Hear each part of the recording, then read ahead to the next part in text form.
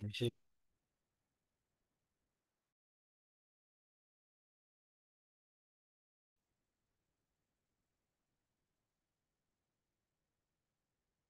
परिपक्वता का सिद्धांत, प्रिंसिपल ऑफ मैच्योरिटी।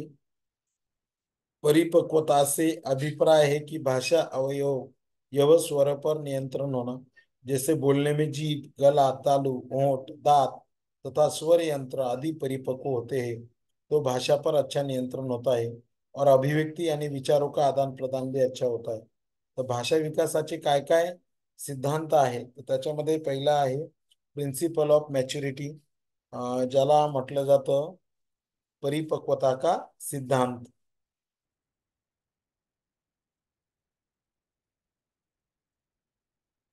दूसरा है अनुबंधन, किसी वस्तु से जोड़कर बताना सिद्धांत, प्रिन्सिपल ऑफ लिंकेज. आता प्रिन्सिपल ऑफ लिंकेज मध्ये काय दिलेलं आहे बघा. तर सगळ्यात महत्वाचं आहे प्रिन्सिपल ऑफ लिंकेज मध्ये, शैशवावस्था में बच्चों को शब्दों की जानकारी मूर्त वस्तुओं जो दिखाई दे सके से जोड़कर दी जाती है. यदि बच्चों को किसी चीज या वस्तु को दिखाया है तो बच्चा जल्दी सीखता है, त्याला म्हणतात अनुबंधन, किसी वस्तु से जोड़कर बताना सिद्धांत. प्रिंसिपल ऑफ लिंकेज पहिला आहे principle of maturity, principle of linkage. तीसरा आहे अनुकरण, नकल करना या सिद्धांत, प्रिंसिपल ऑफ इमिटेशन. मनोवैज्ञानिकों के अनुसार बालक अपने परिवारजनों तथा साथियों की भाषा का अनुकरण सीखते हैं. आता भाषा विकासाचे हे तीन सिद्धांत आहेत. परिपक्वतेचा सिद्धांत, अनुबंधनाचा सिद्धांत, अनुकरणाचा सिद्धांत. हे तीन सिद्धांत लक्षात ठेवायचे आहेत.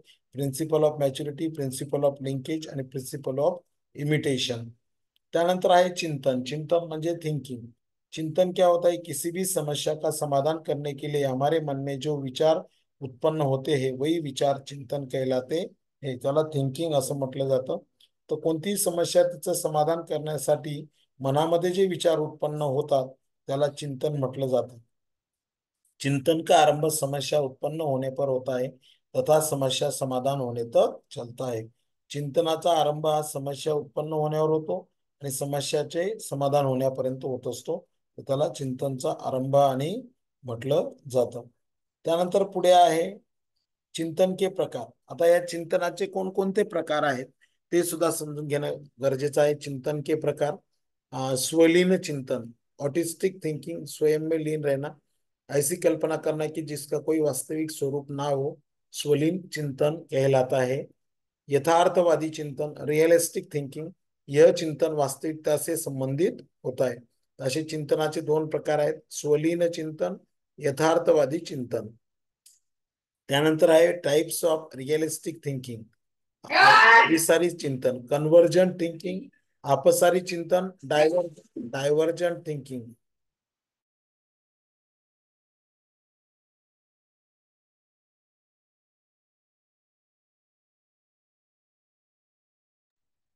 The types of realistic thinking, अभिसारी चिंतन, कन्वर्जेंट थिंकिंग, डायवर्जेंट थिंकिंग. अभिसारी चिंतन, इसमें समस्या एक बिंदु पर केंद्रित होती है और समस्या का एक ही समाधान होता है, जैसे भारत की राजधानी दिल्ली, इसके द्वारा खोजा हुआ समाधान बंद हो जाता है.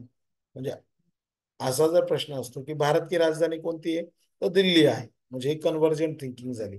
अपसारी चिंतन काय, डायवर्जेंट थिंकिंग, इसमें समस्याओं में एक ही बिंदु पर केंद्रित नहीं होती है, इसमें समस्या को कल्पना के, इमेजिनेशन या सर्जनात्मक का प्रयोग करके कई प्रकार से हल किया जा सकता है, जैसे दिल्ली की विशेषताओं का वर्णन करें. म्हणजे एक अभिसारी चिंतन जे ते क्लोज एंडेड असतं, तर अपसारी चिंतन ओपन एंडेड असतं. 100% याच्यावर प्रश्न येतो, त्यामुळे लक्षात ठेवायचे अभिसारी चिंतन म्हणजे काय, अपसारी चिंतन म्हणजे काय. तर कन्व्हर्जंट थिंकिंग जे असतं ते क्लोज एंडेड असतं, म्हणजे प्रश्न विचारला त्याचं उत्तर मिळालं तिथे थिंकिंग बंद होते. आणि अपसारी चिंतन मध्ये एक थेरॉटिकल प्रश्न असतो की ते आपण विचार करत असतो.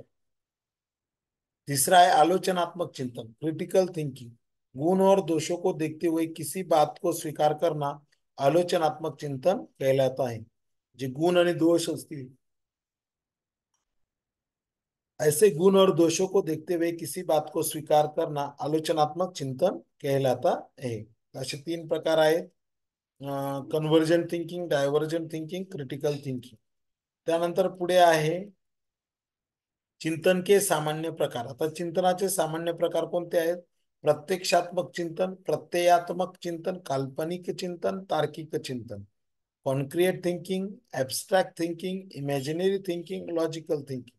प्रत्यक्षात्मक चिंतन होता है मूर्त चिंतन, प्रत्ययात्मक चिंतन होता है अमूर्त चिंतन, काल्पनिक चिंतन होता है इमेजिनरी थिंकिंग, तार्किक चिंतन होता है लॉजिकल थिंकिंग. म्हणजे काय होतं? जो चीजें हमें दिखाई देती है उनके बारे में चिंतन कहना प्रत्यक्षात्मक कहलाता है. यह चिंतन निम्न स्तर का होता है, उसे प्रत्यक्षात्मक चिंतन कहते हैं. प्रत्ययात्मक चिंतन जो अमूर्त चिंतन होता है, जो चीजें दिखाई नहीं देती है उनके बारे में विचार करना प्रत्ययात्मक चिंतन कहलाता है. काल्पनिक चिंतन इमॅजिनरी असतं हे. आता हे जे इमॅजिनरी चिंतन असतं तर याच्यामध्ये पूर्व अनुभव के आधार पर जो हम कल्पना करते हैं उसे काल्पनिक चिंतन कहा जाता है. त्याला काल्पनिक चिंतन म्हटलं जातं. त्यानंतर पुढे आहे तार्किक चिंतन, लॉजिकल थिंकिंग. किसी चीज या वस्तु के बारे में तर्क करना, विचार करना तार्किक चिंतन के अंतर्गत आता है. यह चिंतन का सर्वोत्तम स्तर होता है, त्याला लॉजिकल थिंकिंग म्हणतात. Concrete thinking, abstract thinking, imaginary thinking, logical thinking.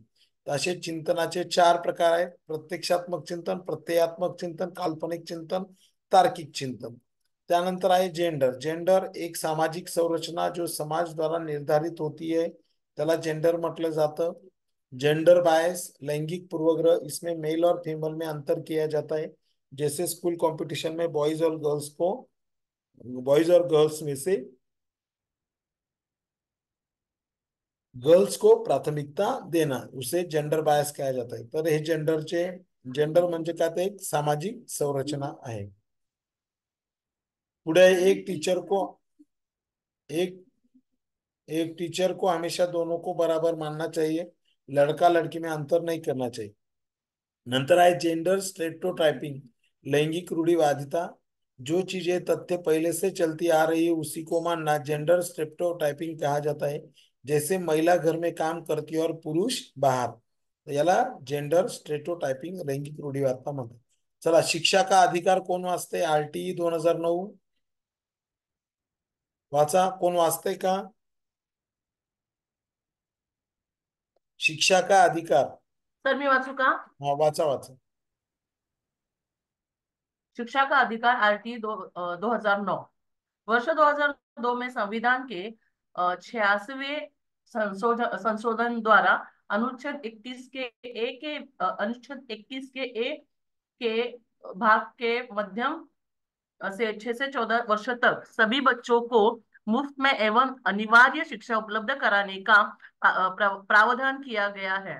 इसको प्रभावी बनाने के लिए 4 अगस्त 2009 को लोकसभा में यह अधिनियम पारित किया गया है, जो 1 अप्रैल 2010 में पूरे देश में लागू हो गया। RT का ऑफिशियल नाम the right of children to free and compulsory education act 2009, निःशुल्क और अनिवार्य बाल शिक्षा का अधिकार अधिनियम 2009, धारा 12। RT 2009 के अनुसार प्राइवेट स्कूलों में कितने प्रतिशत सीटें गरीब विद्यार्थियों के लिए आरक्षित होती है? 25%, 25।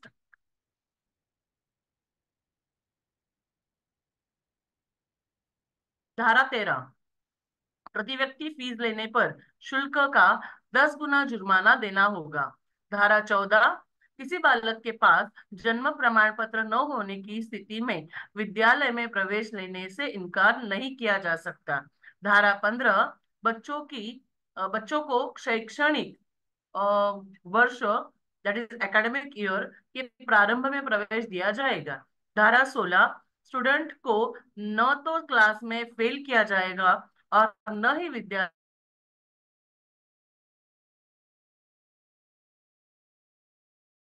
है।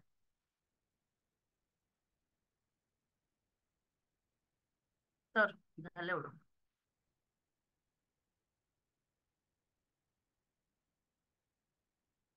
धारा 24, शिक्षक के कर्तव्य।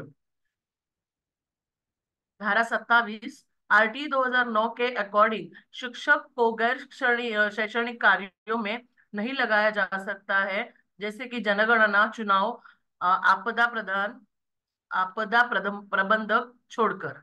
आरटी 2009 के अनुसार प्राथमिक कक्षाओं में छात्र एवं शिक्षक का अनुपात होता है 30:1। आरटी 2009 के अनुसार उच्च प्राथमिक स्तर पर छात्र एवं शिक्षक का अनुपात होता है 35:1। आरटी 2009 के अनुसार कक्षा 1 से 8 तक यदि प्रवेश दिए गए सदस्यों की संख्या 200 से अधिक होती है तो विद्यार्थी एवं शिक्षक का अनुपात होगा 40:1।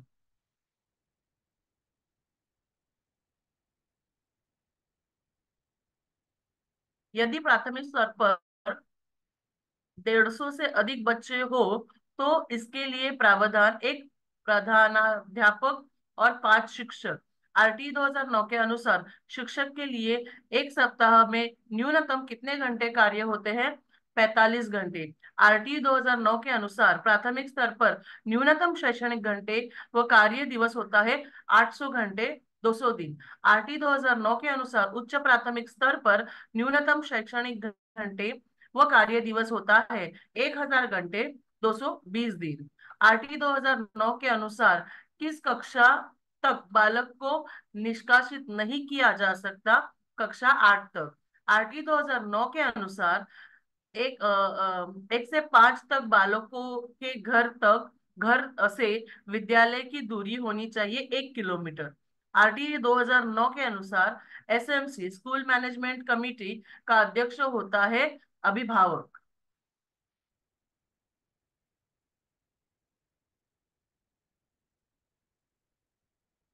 इस अधिनियम के अनुसार स्कूल के विकास के अनुदान एवं खर्चा का उत्तरदायित्व विद्यालय प्रबंधक समिति का होगा। आरटीए 2009 के अनुसार विशेष आवश्यकताओं वाले बच्चों को किस शिक्षा व्यवस्था के अंतर्गत पढ़ना चाहिए? समावेश शिक्षा का अधिकार अधिनियम 2009 के क्रियान्वयन क्रियान्वयन के बाद कक्ष आयु के अनुसार अनुसार अधिक समझ आती है। आरटीए 2009 के अकॉर्डिंग दिव्यांग बच्चों के लिए मुफ्त शिक्षा 18 वर्ष तक है।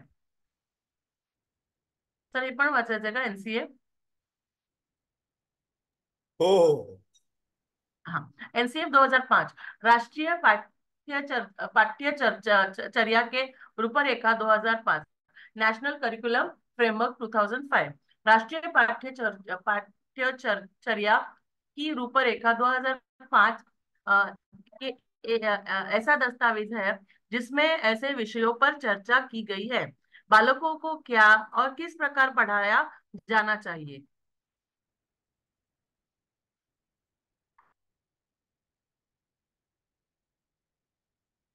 राष्ट्रीय पाठ्यचर्या की रूपरेखा 2005 मार्गदर्शी सिद्धांत। ज्ञान को स्कूल के बाहरी जीवन से जोड़ा जाए। Knowledge should be link to the outdoor life of the school. पढ़ाई को रटक प्रणाली से मुक्त किया जाए। Study should be freed from the rote system. पाठ्यचर्या पाठ्य पुस्तक केंद्रित ना हो। Curriculum should not be textbook centred. विद्यालय में दी जाने वाली शिक्षा को विभिन्न प्रकार की गतिविधियों से जोड़ा जाए। The education provided in school should be linked to various types of activities. राष्ट्रीय मूल्यों के प्रति आस्थावान विद्यार्थी तैयार किए जाए। Student should be prepared for the national value. राष्ट्रीय पाठ्यचर्या की रूपरेखा 2005 के प्रमुख सुझाव। बालक सक्रिय चाइल्ड एक्टिव है। वह स्वयं से जाने और सीखे और नई नई चीजों को आजमाए, जोड़ तोड़ करे, गलतियां करे और स्वयं सुधार करे। सीखना सक्रिय लर्निंग एक्टिव, वो सामाजिक गतिविधि सोशल एक्टिविटी है।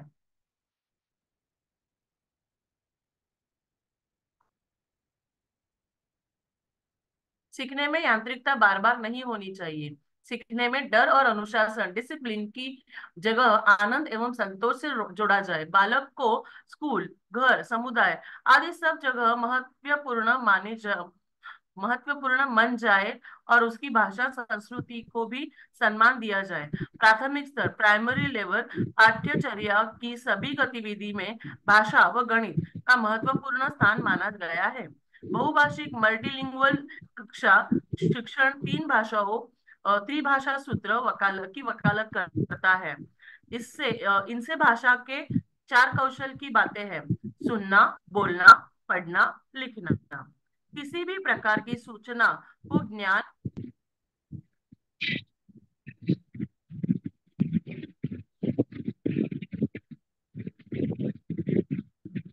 किसी भी प्रकार की सूचना को ज्ञान मानने से बचा जाए।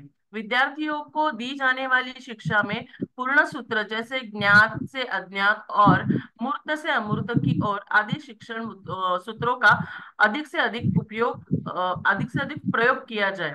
सजा व पुरस्कार की भावना पनिशमेंट एंड द वेंगनेस को सीमित किया जाए। सह शैक्षिक गतिविधियों में बच्चों को, अभिभावकों, पेरेंट्स को भी जोड़ा जाए। विशाल पाठ्यक्रम, मोटी किताबें शिक्षा प्रणाली की असफलता का प्रतीक है। मूल्यों को उपदेश देकर नहीं, वातावरण देकर स्थापित किया जाए। पुस्तकालय, लाइब्रेरी में बच्चों को स्वयं पुस्तक चुनने का अवसर दे। सांस्कृतिक कार्यक्रमों में मनोरंजन के स्थान पर सौंदर्य बोध, एस्थेटिक सेंस को बढ़ावा दे। शिक्षकों को अकादमिक संसाधन व नवाचार, इनोवेशन आदि समय पर पहुंचाए जाए। समुदाय, कम्युनिटी को मानवीय संसाधन, ह्यूमन रिसोर्स के रूप में प्रयुक्त होने का अवसर दे। मानसिक स्तर एवं योग्यता, एलिजिबिलिटी के अनुसार पाठ्यक्रम का निर्धारण, बालकों के चहुमुखी विकास, ऑलराउंड डेवलपमेंट पर आधारित पाठ्यचर्या हो। सभी विद्यार्थियों हेतु समावेशी वातावरण, इंक्लूसिव एनवायरनमेंट तैयार करना। एनसीएफ 2005 पांच विधियों पर जोर देता है: करके सिखाना, लर्निंग बाय डूइंग, निरीक्षण विधि, इंस्पेक्शन मेथड, परीक्षण विधि दैट इज टेस्ट मेथड, सामूहिक विधि कलेक्टिव लॉ, मिश्रित विधि मिक्स्ड मेथड। एनसीएफ 2005 में शिक्षक के प्रति दृष्टिकोण, शिक्षक शिक्षक ज्ञान का स्रोत नहीं बल्कि एक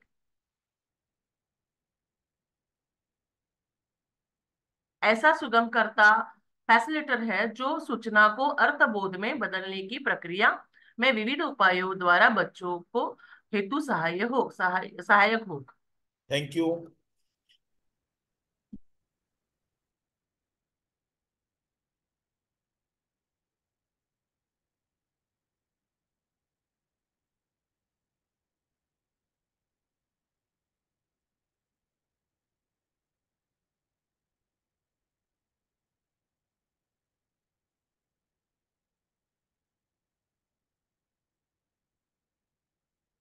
शिक्षा का अधिकार आरटीई 2009। वर्ष 2002 में संविधान के 86वें संशोधन द्वारा, हे बघा लक्षात ठेवा, 2002 मध्ये आपल्या संविधानामध्ये दुरुस्ती करण्यात आली।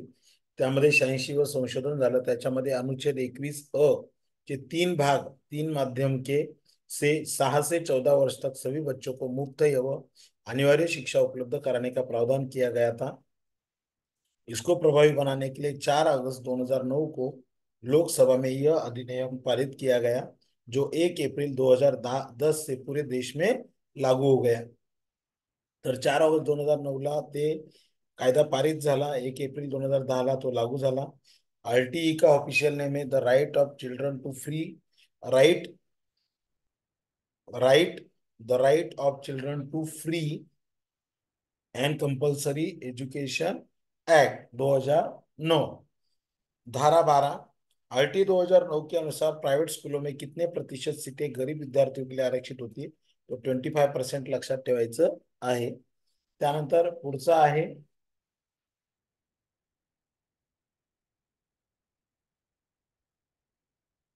धारा 13 म्हणजे कलम 13 काय? प्रति व्यक्ति फीस लेने पर शुल्क 10 गुना जुर्माना होगा। तो आरटी ऍक्ट मध्ये लिहिलेले फीचं प्रावधान दिलेलं की किती फीस घ्यायची काय। धारा 14 मध्ये दिलेले किसी बालक को पास जन्म प्रमाण पत्र न होने की स्थिति में विद्यालय में प्रवेश लेने से इनकार नहीं किया जा सकता.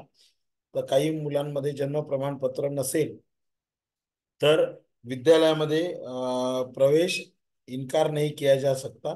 जर जन्माचा दाखला नसेल तर त्यांना प्रवेश नाकारू आपण शकत नाही. धारा 15 बच्चों को शैक्षणिक वर्ष के आरंभ में प्रवेश दिया जाएगा. स्टूडेंट को न तो क्लास में फेल किया जाएगा ना विद्यालय से निकाला जाएगा. विद्यार्थ्याला आपण नापास करू शकत नाही, शाळेतून सुद्धा बाहेर काढू शकत नाही. धारा 17 दिलेले कलम 17 बच्चों को शारीरिक दंड और प्रताड़ित करना मना है, म्हणजे मुलांना शिक्षा करता येणार नाही. त्यानंतर पुढे दिलेलं आहे बघा, धारा 24 कलम 24 काय आहे, शिक्षक के कर्तव्य. धारा 27 धारा 24 मध्ये शिक्षकांचे कर्तव्य दिले. धारा 27 मध्ये आरटीई 2009 नुसार अकॉर्डिंग शिक्षक को गैर शैक्षणिक कार्य में नहीं लगाया जा सकता. तर जनगणना करू शकतात शिक्षक, चुनाव करू शकतात, आपदा प्रबंधन आपत्ती व्यवस्थापनाचे काम करू शकतात. आरटी 2009 के अनुसार प्राथमिक कक्षाओं में छात्र एवं शिक्षक का अनुपात होता है 30:1. आरटी 2009 नुसार 30:1 नुसार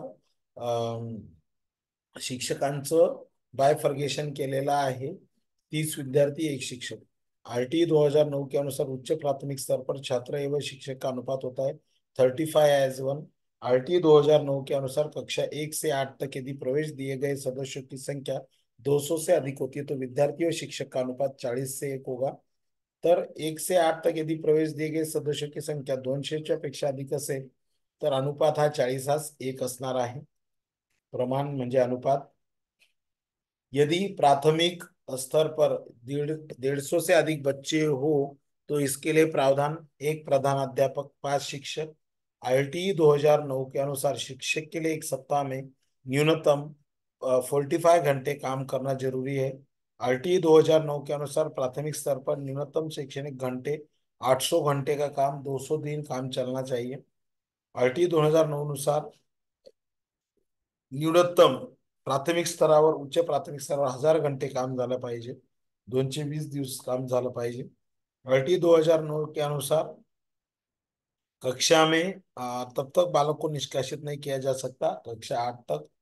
त्यानंतर आरटी 2009 काय म्हणतो बघा,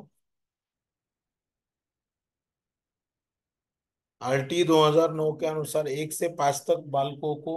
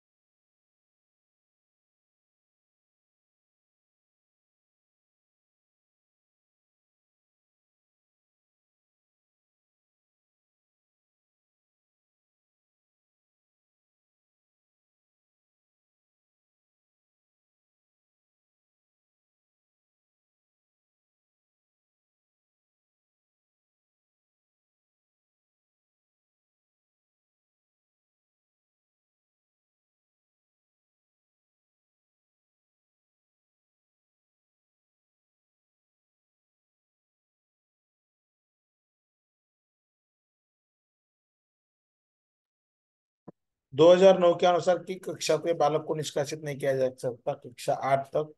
आरटी 2009 के अनुसार कक्षा 1 से 5 तक बालकों के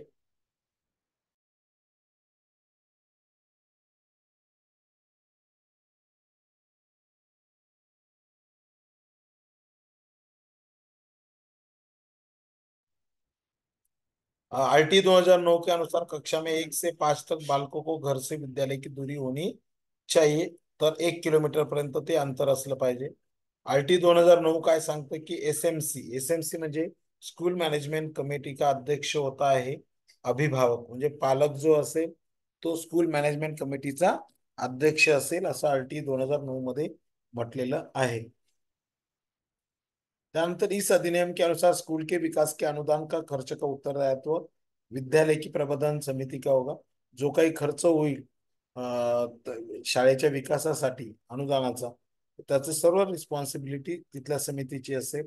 आरटी 2009 के अनुसार विशेष आवश्यकताओं वाले बच्चों को किस अवस्था के अंतर्गत पढ़ना चाहिए? समावेशी शिक्षा अवस्था। शिक्षा का अधिकार अधिनियम 2009 के क्रियान्वयन के बाद कक्षा कक्षा आयु के अनुसार अधिक समझ आती है।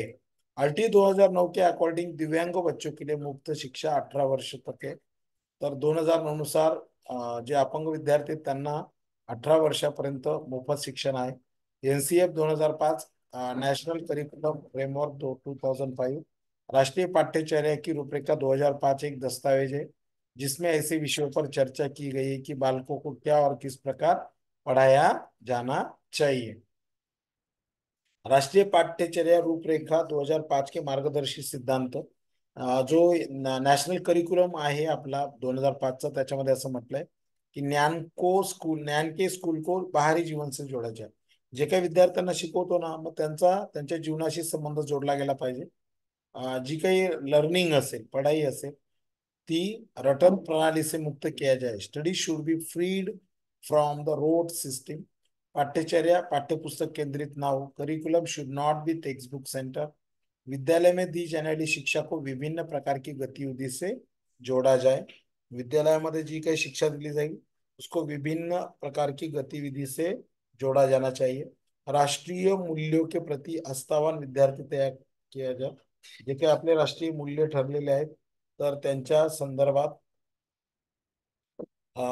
प्रति आस्थावान विद्यार्थियों को तैयार किए जाए। तो असं साधारणपणे इथे दिलेले। एनसीएफ 2005 के प्रमुख सुझाव क्या है? बालक सक्रिय होना चाहिए, चाइल्ड एक्टिव, वह स्वयं से जाने सीखे, नई नई चीजों को आजमाए, जोड़ तोड़ करे, गलतियां करे, स्वयं सुधार करे।